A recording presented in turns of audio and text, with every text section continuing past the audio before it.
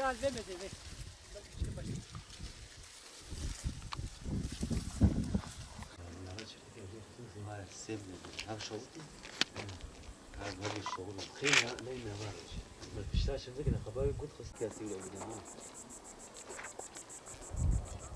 Ya Raci beni gelmediğimiz ya kaçacak mı olsun ya?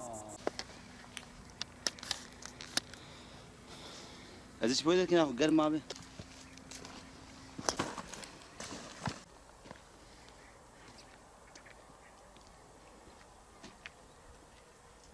Geçen sene oranla durum daha iyidir hastalık açısından. Verim geçen seneye oranla iyidir yani. Şu anda Gercü Ziraat Odası çiftliğindeyiz.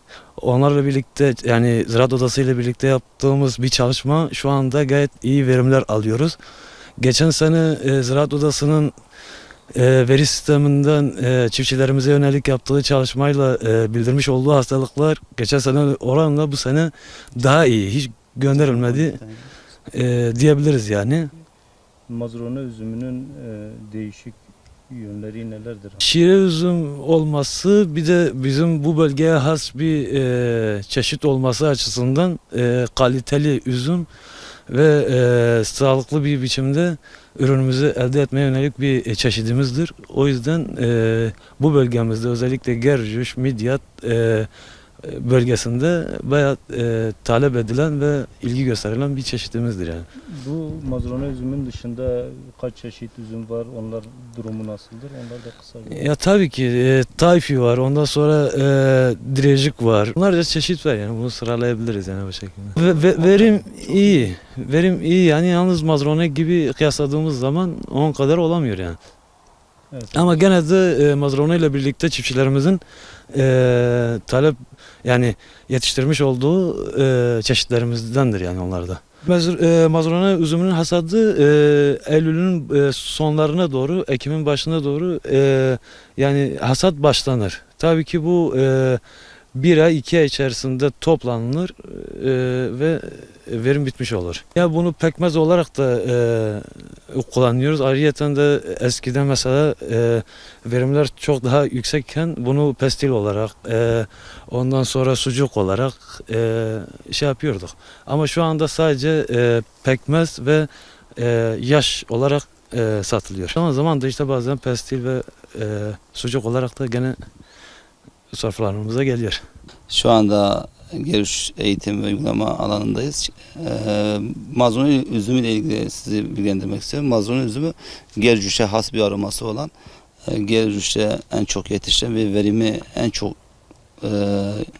olan, yüksek olan ve halk tarafından, çiftçi tarafından en çok tercih edilen ürün olmakla beraber son yıllarda özellikle küllenme ile ilgili hastalara maruz kaldığından dolayı birçok bağımız kurumuştu. Tabii 2014'ten sonra erken uyarı sistemi kurduktan sonra hastalıklarla mücadele daha iyi olmaya başladı. Özellikle mesela bu sene geçen seneye nazaran küllenme oranı hemen hemen hiç yok. Geçen sene mesela erken uyarı sisteminin bize vermiş olduğu uyarıları biz yaklaşık 12 tane mesaj olarak çiftçiye gönderdik. Bu sene Allah'ın izniyle yani çok şükür daha hani böyle o üzüme zarar verecek küllenme hastalığı daha şu anda yok. Tabii ileriki zamanlarda olabilir ama şu anda geçen seneye göre verim düşük olsa bile kalite daha fazladır. Şu anda ürüne sahaya çıktığımızda baktığımızda bazı bölgelerde verim yüksek, bazılarında ise az.